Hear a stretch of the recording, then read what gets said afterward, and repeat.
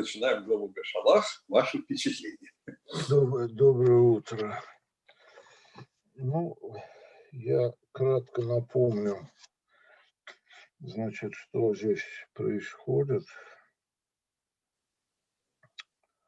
Значит, ну вот мы выходим из Египта, фараон, опять, как мы уже говорили, просыпается, сам ли, под давлением ли его окружающих людей, значит, начинает преследовать, происходит переход через море. И вот здесь, значит, совершенно изумительное вкрапление в эту главу. Это песня, да, хвалебная. Просто настолько поэтично.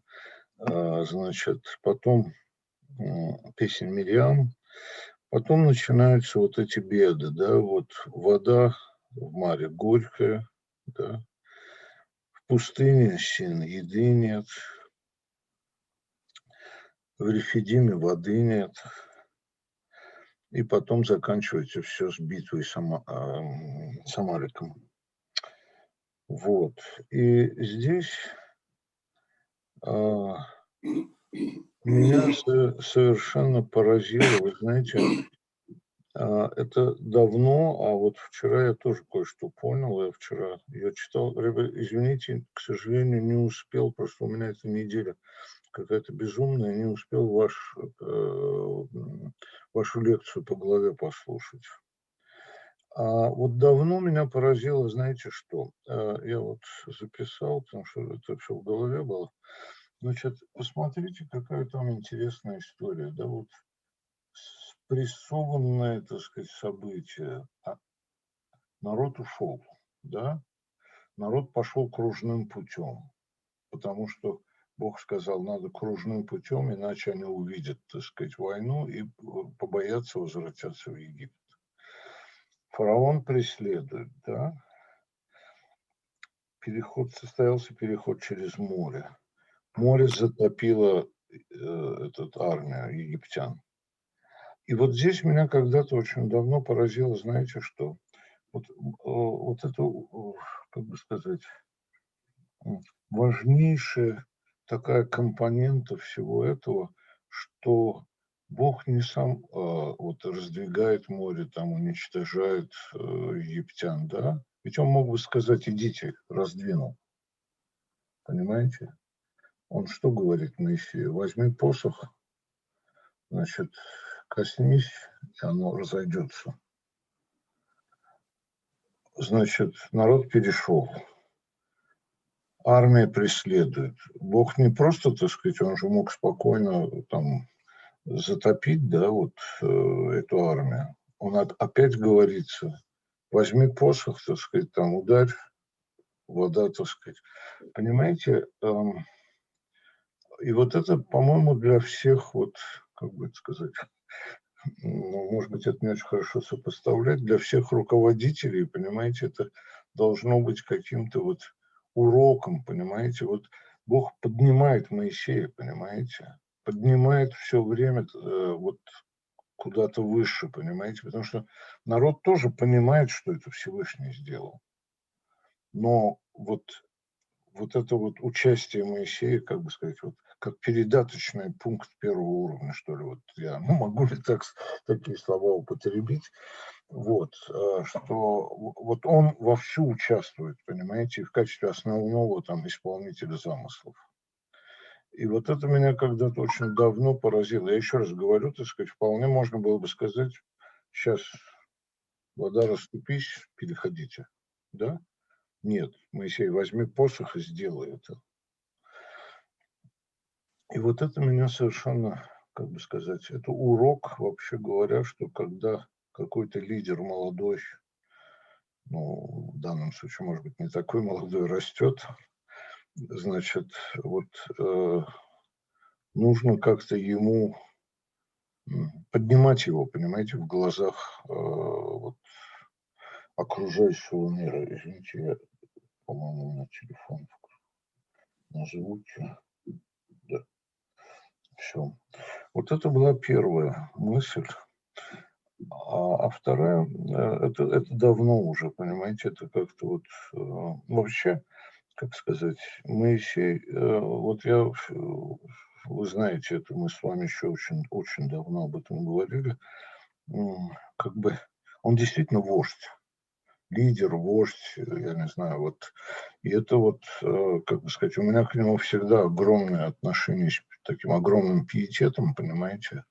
Вот. И вот здесь вот становится понятным, и что Всевышний это как бы его поддерживает во всех этих начинаниях, да. И то есть он его направляет, но и одновременно его вовлекает. Вот что я хочу сказать, что он не сторонний, как бы, хотя могло бы быть и так, в принципе, да, иди сделай и все, так сказать, в смысле, переходите и все. Нет, возьми посох, и вода расступится. Возьми посох, и вода зальет чужую армию, да. Вот. А потом дальше смотрите, это вчера я вот обратил внимание, когда перечитывал. Глава-то ведь короткая, а смотрите, сколько событий. И это вот удивительно просто. Смотрите, спасение от египтян. Значит, песня, да, песня Мириам. Потом вот эти эпизоды, которые я уже сказал, да, отсутствие воды, отсутствие еды, опять отсутствие воды, которые все быстро-быстро решаются, и напоследок еще и война, которая тоже решается. И все это спрессовано вот в короткую главу, и все это, и есть еще одна компонента в этой главе, когда народ ропщет. Это очень быстро решается все время.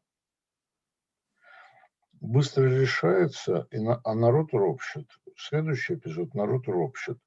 И вот, как бы сказать, я подумал о том, что глава имеет колоссальное дидактическое значение, понимаете? Если, ну, условно, я сейчас это самое говорю, э, примерно так, да, вот каждый из этих эпизодов достоин отдельного романа, да, вот представим себе, что это было бы растянуто каждый эпизод там на 200 страниц, понимаете? Ну, тогда бы мы, как бы это сказать, по погрязли, ну, не погрязли, конечно, так сказать, углубились бы в изучение вот этих деталей там и так далее. А здесь идет вот такой спрессованный текст, имеющий действительно дидактическое значение. Когда вам плохо, фактически, опять же, основа нового миропорядка. Когда вам будет плохо, Всевышний придет на помощь. Вот. И это вот в очень таком спрессованном виде дается. Плохо может быть по разным поводам, Всевышний придет на помощь. Вы мой народ. И вот именно краткость этой главы меня вот навела на эту мысль. Ну вот, собственно, так сказать, я свои соображения высказал. Я просто, знаете, вчера, когда читал, это действительно, вот понимаете, выход из Египта, фараон преследует и переход через море. Ну, вы знаете, был фильм, да, вот американцы сняли. А я потом подумал, что, ну, вот кто-то вот мог бы написать на эту тему роман. Роман получился бы там, может быть, в 500 страниц, так сказать, там же такие события, да, вот все это вот описать, все эти... А здесь все это идет, ну что, 1,5 страницы максимум, да? Следующий эпизод вообще там полстраницы. Голод, а ведь это же... И вот это все вместе, я говорю, это вот фактически тоже установление нового вот, ну, я не знаю, можно ли это назвать миропорядком, но, наверное, можно, так сказать. Вот вы мой избранный народ, и я всегда приду на помощь. Вот примерно, как бы это назвать, главная тема главы, что ли, да, вот основная тема главы.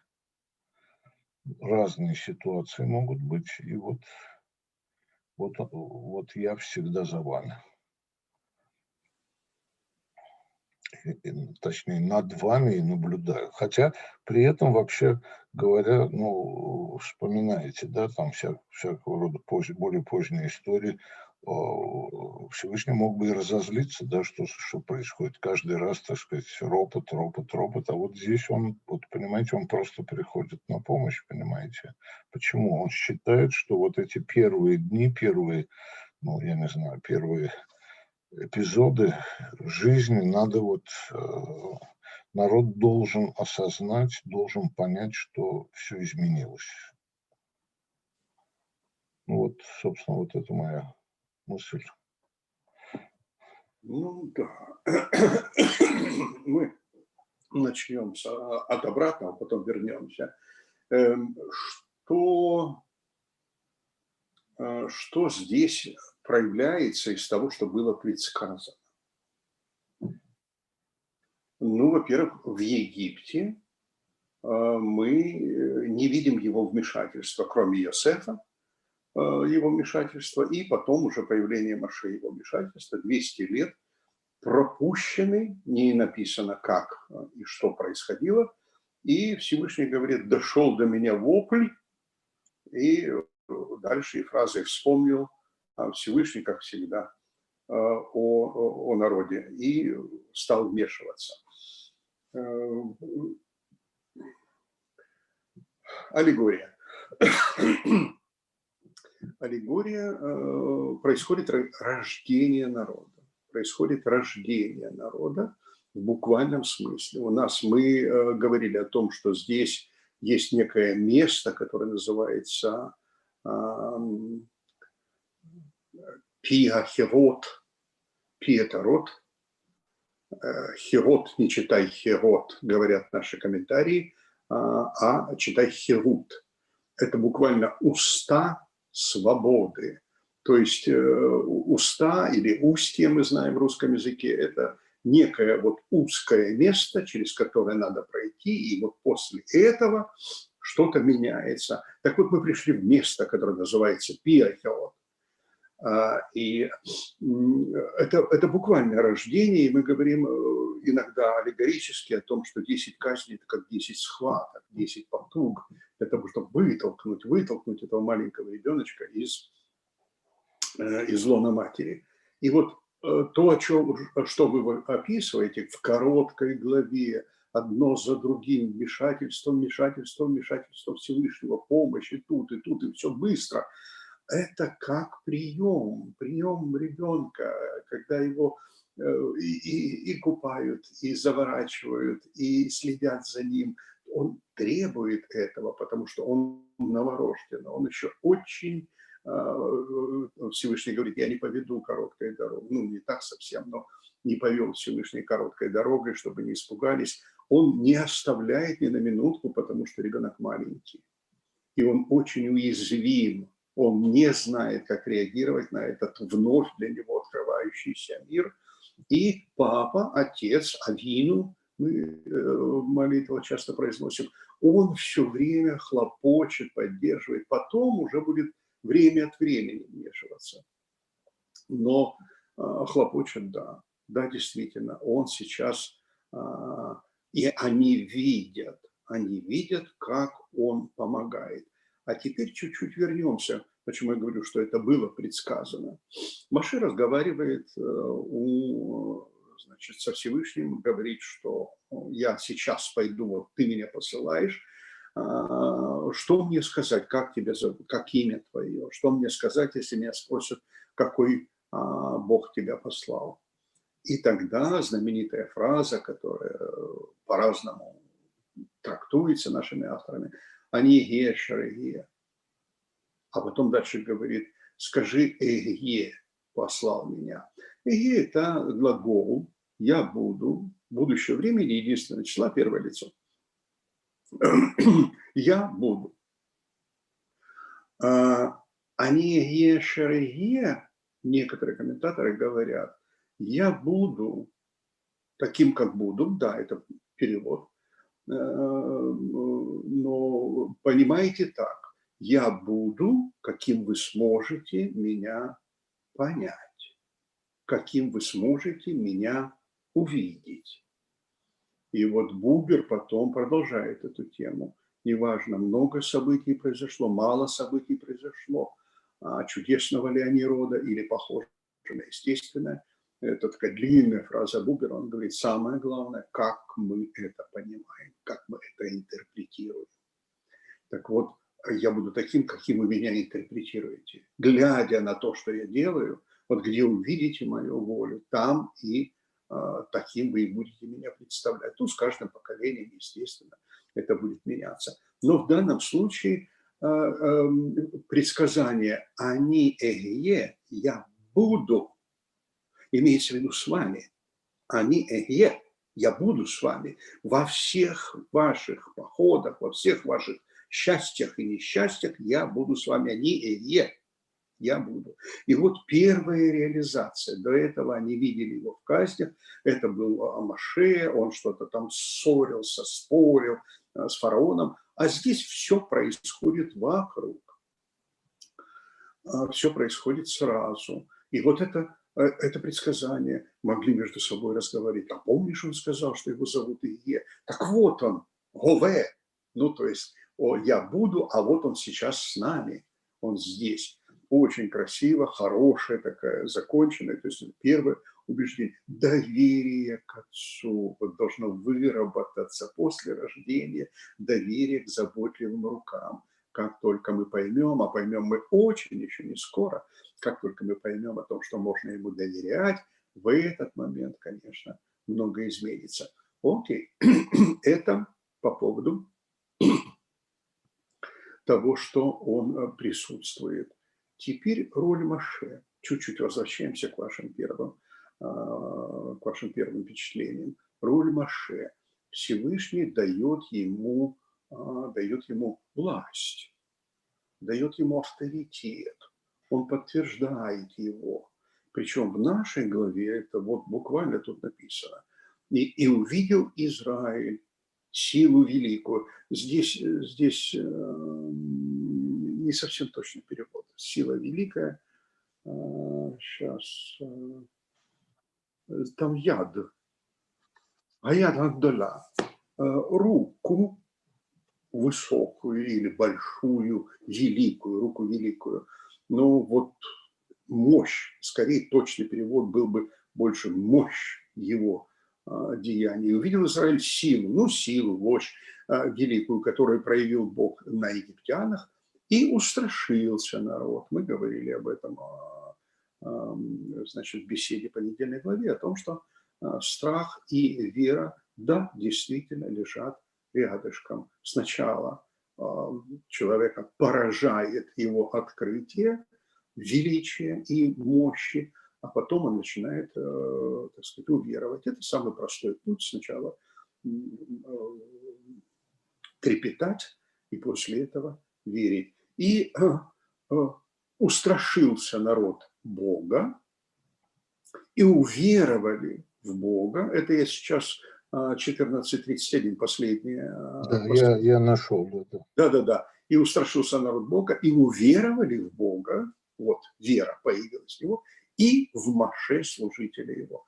Что можно тут увидеть? Первое. Народ Израиля пошел за Моше. Да, они видели казни, но действовал Моше, говорил Моше, защищал Моше, требовал Моше. Он пророк, и надо было доверять ему, надо было вот какое-то, то ли черту характера, то есть харизма, то, что мы называем. Человек говорит, и вот хочется ему верить, он убедителен. И, может быть, это сначала появляется, а ведь он косноязычен, он сам признается, и в то же время он убедителен. Ну, то есть вот здесь верят они ему или верят они или доверяют они Всевышнему. И первое проявление – это скорее доверие к Моше, к лидеру, к вождю.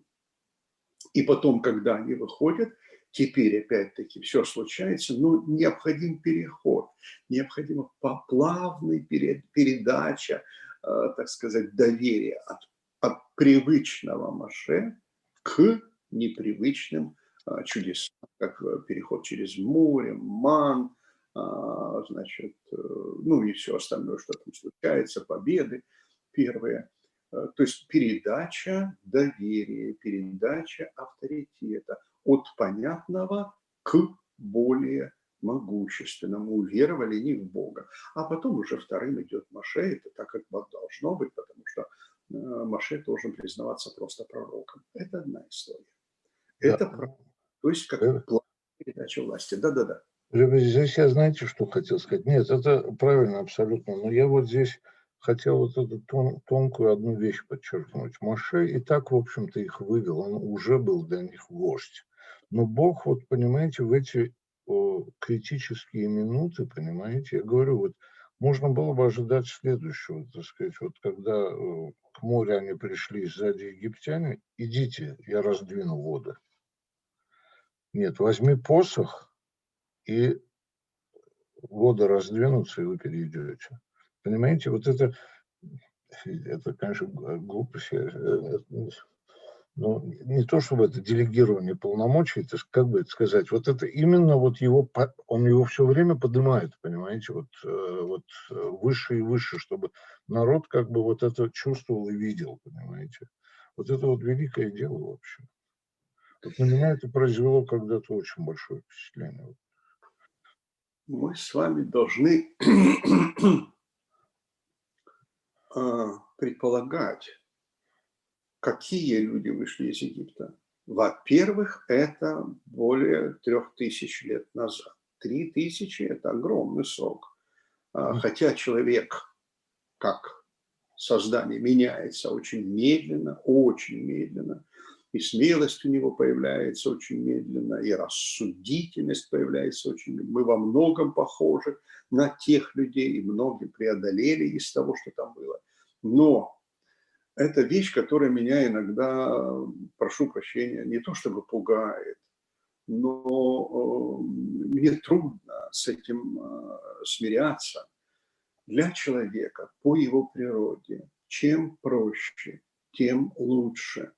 Тем лучше, да. Чем доступней, тем лучше. Чем понятней, тем лучше.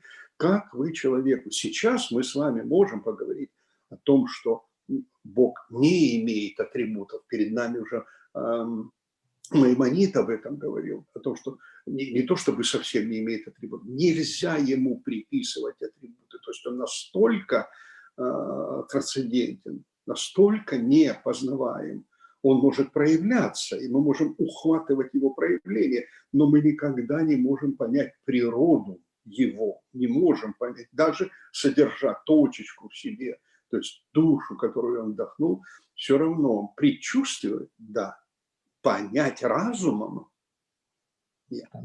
А они, как они могли понять величие, настоящее, большое величие, страх, вот что могло остаться, устрашение и в данном случае недоверие, именно боязнь перед этим могуществом. Не дай Бог зацепит и меня. Вот с египтянами же произошло, и вот с Амалеком же произошло. Не дай Бог зацепит и меня, поэтому вот так сказать, все время жить в страхе. Это не то, что хочет Всевышний. Это не совсем его воля. Да.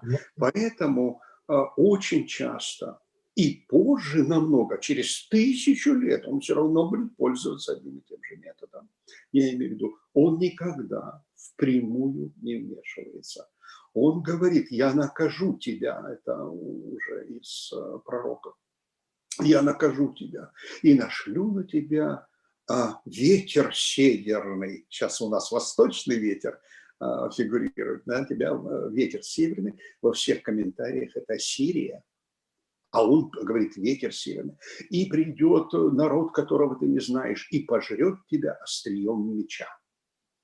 То есть, ну, вот народ, вот Всевышний, всемогущий, он может сейчас наказать народ. Ну, предположим, как мы часто воспринимаем это может быть мор, эпидемия, предположим, и осталась 10-я часть. Нет, он приводит ассирийцев. Ассирийцы забирают 10-ю часть, не 10-ю часть, а 10 колен. То есть остается, так сказать, 2%, меньше 2% людей. 20, вернее. И, значит, уходят и народы стихии, еще что-нибудь, что понятно, что видно, а за ним он просит усмотреть его волю. Не прямое, иначе можно в шок. Если будет прямое воздействие, человек в ступоре будет. Прямое воздействие – это в ступоре. Он не знает, как защищаться от этого прямого воздействия. Он не знает, как заслужить, не заслужить.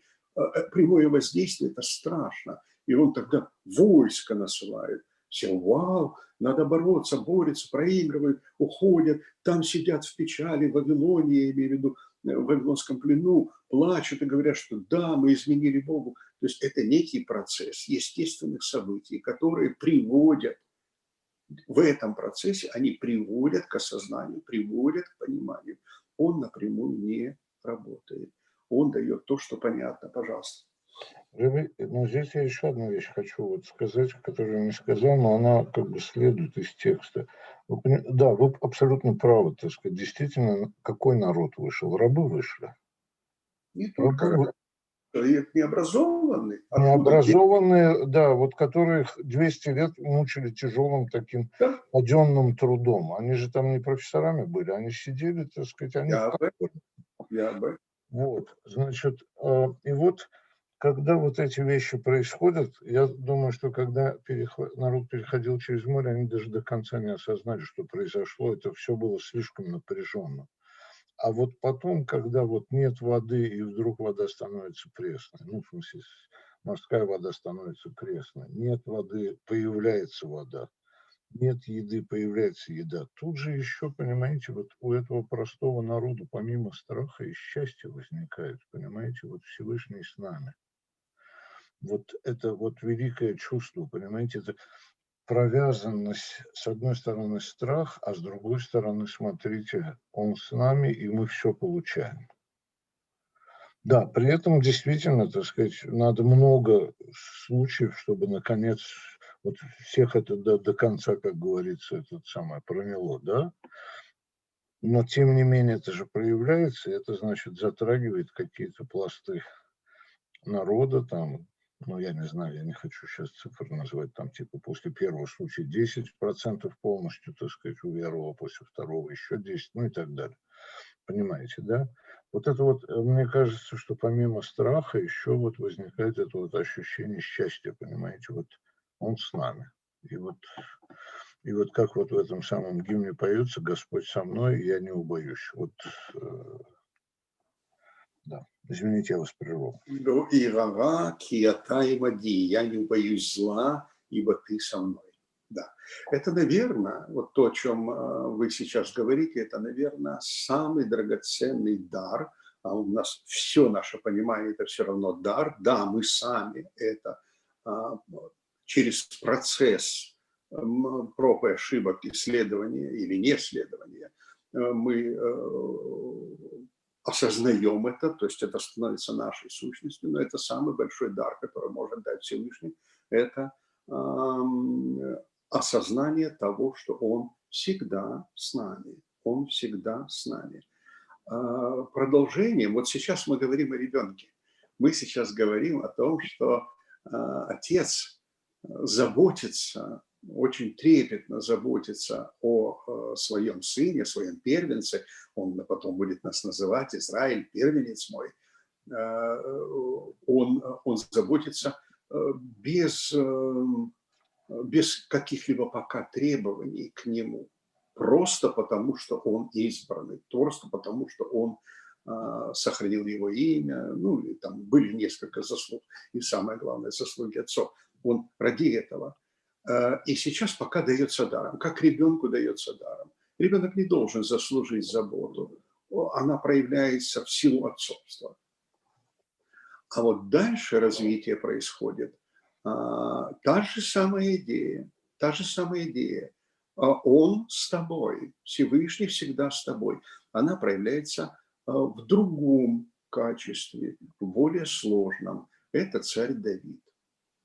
Причем она усугубляется в двух направлениях. Первое – это не просто осознание и трепет, а именно хвала, благодарность, годаа, иудаизм от годаа, благодарность. Давид все время говорит не я, но ты. То есть не просто со мной, но ты и помощник мой. Если бы ты не натягивал мой лук, куда бы полетела моя стрела? С тобой я перепрыгиваю через стены и так далее, и так далее. То есть во всех псалмах, практически во всех псалмах, он подчеркивает, что он-то как раз, Давид, все время его чувствует. Вот, конечно, вот здесь начинается, это просто, так сказать, первый взгляд ребенка, когда он открыл глаза, он увидел, что делает отец. А в Давиде он уже, наш подростковый, скажем так, возраст, в Давиде он уже это, так сказать, ну, условно назовем подростковый, молодой возраст, мы видим уже благодарность. Он уже формулирует, где, когда он его видит, Всевышнего, и как он его благодарит за каждое вмешательство. Но я почему говорю, в двух направлениях развивается. Если в первом случае еще никто ничего не заслужил, кроме зхутовод, кроме заслуг отцов, то во втором случае Давид очень активный юноша. И взрослый человек, он очень активный. Он действует, он никогда не спит. Один раз он в 18-м псалме, он говорит, объяли меня воды, там прошли надо мной, то есть я умираю, я имею в виду твоя воля, как воды надо мной прошли, враги на меня напали. И он жалуется и просит, помоги, помоги. Давид жалуется и просит, это такое вступление в псалма. И дальше идет Теофания, дальше идет богоявление. Как себя проявляет Бог? Как пример. Что ты, как в нашем сегодня написано, что ты вопиешь ко мне? Скажи, чтоб они шли. Так и у Давида. Посмотри, что делаю я. И он в мраке, в облаке, в молниях является и мечет перед собой облако. Он воитель, он показывает, что Давид должен воевать. Тот ему говорит, спасибо, что ты достал меня, и тут же идет и делает так, как он видел, как пример. То есть, скажем так, дальше по мере развития и иудаизма, и еврейского народа возникает новая идея о том, что надо заслуживать помощь. Помощь можно заслужить только, ну не только, конечно, схутовод остается, и вся наша история остается. Но если ты делаешь что-то, будет тебе помощь, если ты делаешь. Ты же не ребенок, который только что вышел из Египта. Ты уже взрослый, ты имеешь свою историю, свою жизнь. История еврейского народа – это жизнь еврейского, ты умеешь уже жить. Поэтому делай что-нибудь, и я помогу. Я буду с тобой. Вот. Это другая, да. Я просто говорю о том, что сама идея «я с тобой», она самое драгоценное, за что мы цепляемся в религии, за что сохраняет нас, что дает нам то, что ни один психолог, ни один философ, никто из людей дать не может. Уверенность в том, что ты преодолеешь, и ты согласен с его решением. Это и есть доверие, ты согласен с его решением.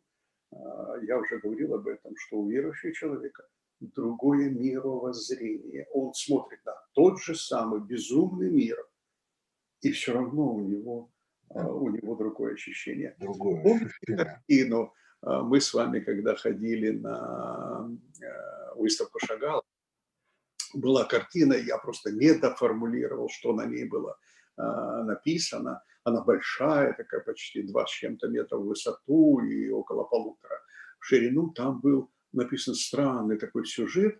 Вверху холста был написан портрет Моше. Ну, портрет условный, естественно. Моше со скрижалями. А ниже был цирк. Были вот ряды по кругу, и там какие-то лошадки, люди. Это все было такое гротескно смешное, карикатурное. Но смысл, вот мировоззрение самого Шагала, это при том, что он был, скажем так, религиозно не сформулирован, не получил такого серьезного религиозного образования. И в то же время вот это еврейское мировоззрение. Вот Всевышнего нельзя изображать, поэтому вот Моше со словами Всевышнего, то есть это вот то, что наблюдает, а мы это маленький цирк. Мы копаемся, мы играемся, мы смешные, мы стараемся. Вот, но над этим стоит. Если человек время от времени поднимает голову вверх и смотрит, вот как в истории с Амалеком, они поднимали вверх головы и отрывались от повседневности и видели, что с ними Всевышний, они продолжали, они бросались в бой и побеждали. Очень красивая такая вот, Да.